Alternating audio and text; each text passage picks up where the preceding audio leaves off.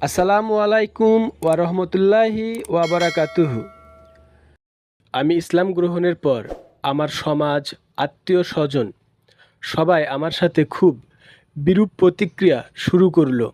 নানা কটু কথা বলে তিরস্কার করত। তাদের কথায় একজন শিক্ষিত ছেলে হয়ে কিভাবে পারলাম বাপ-দাদার ধর্মকে পরিত্যাগ করতে?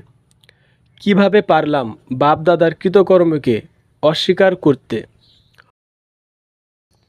অর্থাৎ তাদের মতে আমাকেও আমার বাপ-দাদার মতো মূর্তি পূজা করতে হবে। আমাকেও আমার বাপ-দাদার কর্মকে অনুসরণ করতে হবে। আচ্ছা, আপনারাই বলুন তো, চোখ বন্ধ করে অন্ধের মতো কাউকে অনুসরণ বা অনুকরণ করা কার প্রবৃত্তি? নিশ্চয়ই মানুষের নয়।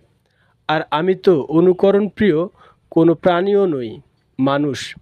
আল্লাহ তাআলা মানুষকে সৃষ্টির শ্রেষ্ঠত্ব দিয়েছেন। মানুষকে বলেছেন আশরাফুল মাকলুকাত, অর্থাৎ মানুষ সৃষ্টির সেরা জীব। আর এই শ্রেষ্ঠত্বের জন্যে আল্লাহ তাআলা আমাদের যে বিশেষ গুণাবলী দিয়েছেন তা হলো বিবেক। মানুষ ব্যতীত অন্য কোনো প্রাণীর মধ্যে আল্লাহ তাআলা এই গুণটি দেন নাই। আল্লাহ তাআলা আমাদের বিবেক দিয়েছেন সত্য মিথ্যা, ভালো মন্দ, ন্যায় অন্যায়, ভুল ত্রুটি বুঝে সঠিক পথে চলার জন্যে। তাহলে বিবেক দিয়ে বিচার বিশ্লেষণ না করে শুধু বাপ-দাদাকে অনুসরণ করা কি মানুষের প্রবৃত্তি? আর আল্লাহ তাআলা কি এজন্যই আমাদের বিবেক দিয়েছেন? নিশ্চয়ই না।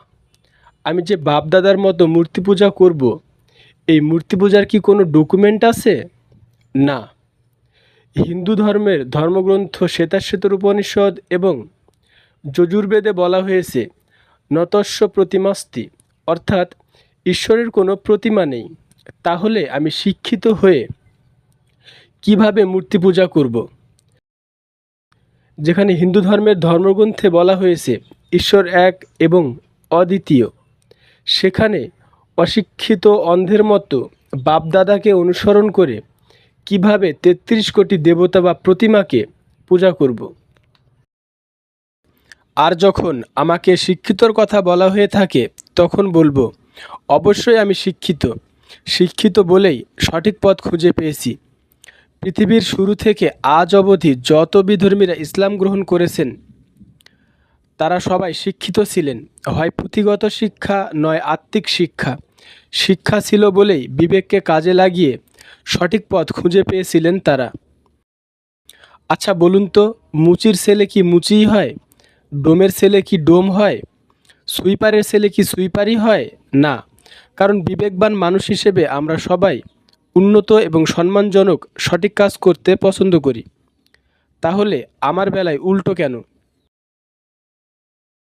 আমি আমার বাপ-দাদা বা কাউকে ছোট করে বলছি না, এটা একটা উপমা দিলাম মাত্র।